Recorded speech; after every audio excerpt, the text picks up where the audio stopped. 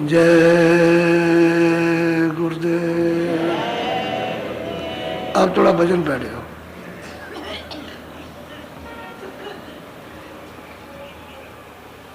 बैठो, भजन कपड़ा डालो।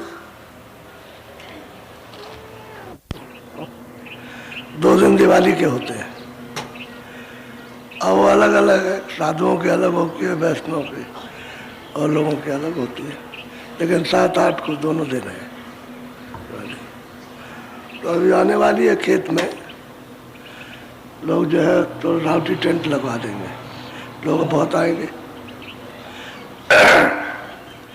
तो जो लोग नए आए हुए हैं अभी, वो तो वो कोई जाने वाला हो तो वहाँ बाहर आ जाओ, उठाओ बच्चे बाहर आ जाओ।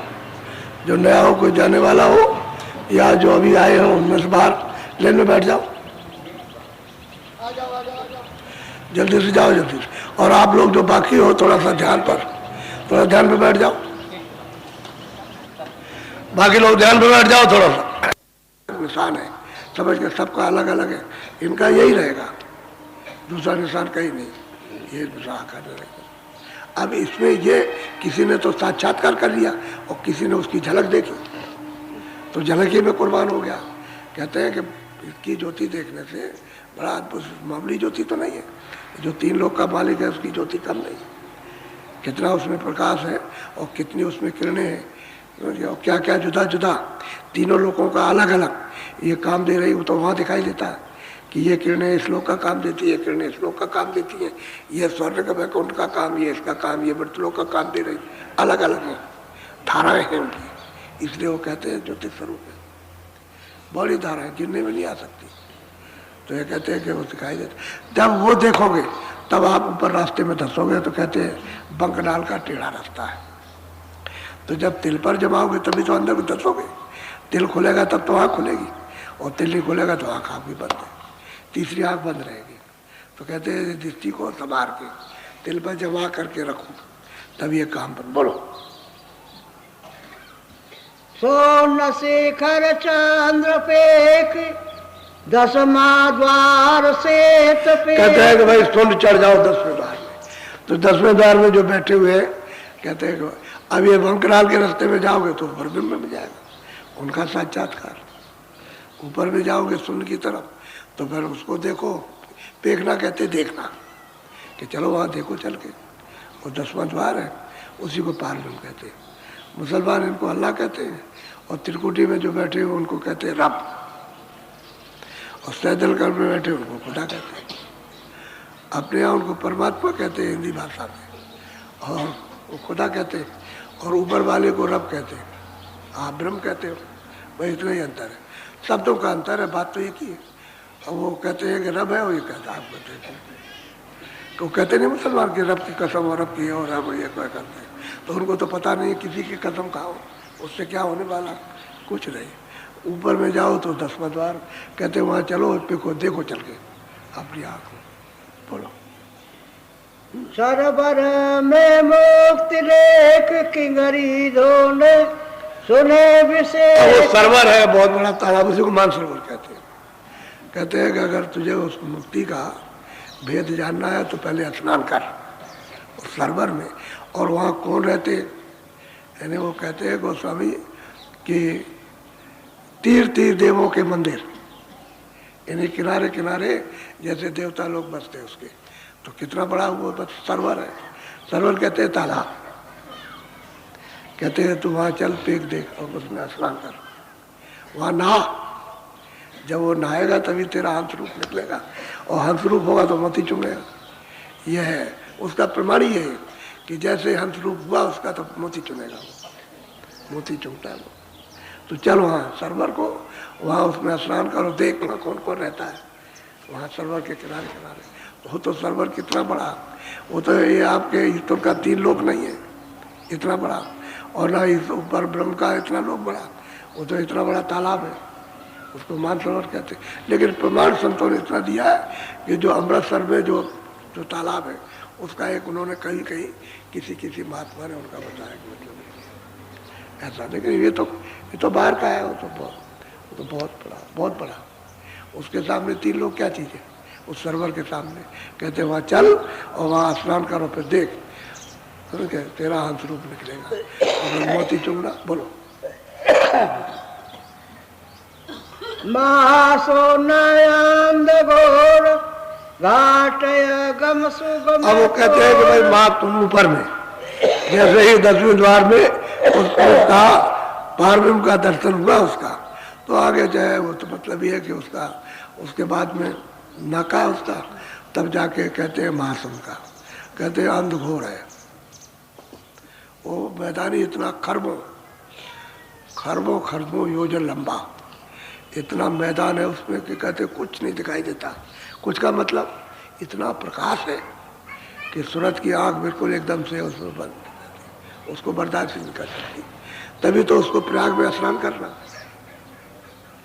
ये ऐसा अंधघोर इतना प्रकाश है कि वहाँ यहाँ की सूरतें जाके सब अंधी हो जाती, कुछ नहीं करते, आंखें एकदम तिलमिला गई, कुछ नहीं, इतना प्रकाश उसका। तो कहते हैं वहाँ पर कितना अड़ंगा है प्रकाश का, यानी सुंदरता का, उसकी खूबसूरती का, उसकी रचना का कितना अड़ंगा कि कोई भी अगर साधक जाएगा तो उधर नहीं जा सकता, उधर जाए नहीं सकता, रोकने का उसको देखते रुके। और कुछ नहीं, वहाँ रचना ही रचना है, आनंद ही आनंद है। लेकिन इतनी रचना अद्भुत अद्भुत है उस मैदान में कि वो आगे उसको देख करके आनंद लेकर के खुश होकर प्रसन्न होकर के बाग बाग होकर के धन्य धन्य होकर के आंग नहीं जाता उस रचना को और प्रकाश में। तो फिर आगे मतलब ये है कि प्रयाग है, तब उसको प्रयाग में स्नान करेगा, धारा आ रही है ऊपर से, धारा आ रही है अखंड धारा, तो उसमें स्नान तब प्रकाश बर्दाश्त करता, तब उस मैदान को पार कर सकेगा, नहीं तो उस मैदान को कोई भी नहीं जा सकता है। इसलिए संतों ने कहा भाई समझ बूझ करके चलो, गुरु की शरण पकड़े रहो, छोड़ो मत, क्योंकि वो उधर मिलेगा, उधर में तभी आपको ले जाएगा। और तुमने अगर कुछ जोर किया कि हम कुछ समझ गए तो बस रह जाओगे वहीं। इसलिए अंतिम जगह तक, अंतिम धाम तक, तब तक बराबर शरणागति, और जब वहाँ पहुँचाओ तो सब लोग आ जाते, फिर क्या है बोलो। सूरते जाकी न पोड़ सतगुरु संग चाली दो। कहते हैं इस मैदान में, यानी इस रचना में, कहते हैं कि सूरत को खूब पौड़ मजबूत कर लिया कि उसको देख सके, उसको सहन सके। शब्द भी बहुत है, शब्द भी नीचे से बहुत ज़्यादा, तो वो भी नहीं बर्दाश्त होगा, शब्द भी बर्दाश्त नहीं, प्रकाश भी बर्दाश्त नहीं। तो फिर कह सतगुरु को संग लिया, पहले तो स्नान करके पौड़ हो गई, मजबूत हो गई, स्नान प्रयाग में किया, कर लिया, वो तो धारा है बह रही है, उसमें स्नान किया, उसमें इतना प्रकाश है कि इतना प्रकाश उस धारा में आ रहा कि जितना प्रकाश महासुन के मैदान में नहीं है, तो सीधा यहाँ उसे बर्दाश्त कर ले, फिर बस खोल करके फिर देखे चल के। तो कहते हैं सतगुरु इसमें साथ चलेंगे, नहीं खरब जोजन नीचे और खरब जोजन दाएं और खरब जोजन इधर और खरब जो लोग ऊपर चले जाओ उसका कोई पता नहीं चलेगा, कुछ नहीं मालूम। ये ऐसा मैदान है इस तरह का। अब ये भेद अंदर का है, चढ़ाई में तो दिखाई देता है, सुनाई देता और सूरज सब देखती है, लेकिन अब ये यहाँ से वहाँ का वर्णन नहीं हो सकता, क्या बताया जाए। अब यहाँ कोई चिन्ह मिलेगा, उसी की एक नमूना कोई मिसाल दी जाएगी, तो भाई ऐसा है, ये नहीं है, लेकिन मिलता जुलता, वो बहुत बड़ा है, ये छोटा है। इसलिए सूरज का प्रकाश या स्थानीय ईश्वर का प्रकाश इतना हुआ तो बहुत प्रकाश। तो ये मैदान ऐसा कि अंधघोर मैदान है, यानी अंधघोर बिल्कुल। जब तक ये सूरज स्नान न कर ले प्रयाग का, तब तक वो प्रकाश बर्दाश्त नहीं जा सकते, और साथ गुरु जाएंगे तब काम होगा। जब तक साथ उसमें नहीं चलेंगे गुरु तो पार नहीं कर सकेंगे। बोलो आगे की गली लीन दुनय अनंत साधचीन हंस मिले अति प्रवीण। कहते भाई हंस, वहाँ अति प्रवीण, बहुत ताकतवर हंस। कहते हैं अनंतो धुने, और उसको चीन लिया कि ऊपर की धुन कौन सी है, उसी को पकड़ के सुझाना।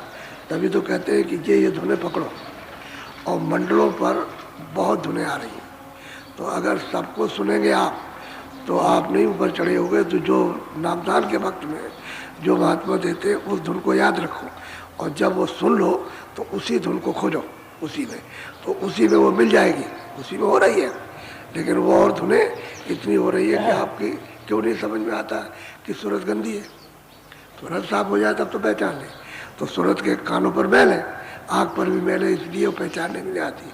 तो धीरे धीरे उनको सुन करके जब साफ हो जाएगी तो उस धुन को जब पकड़ेगी तो वो धुन आने लगेगी, तो और धुनें सब बंद हो जाएंगी।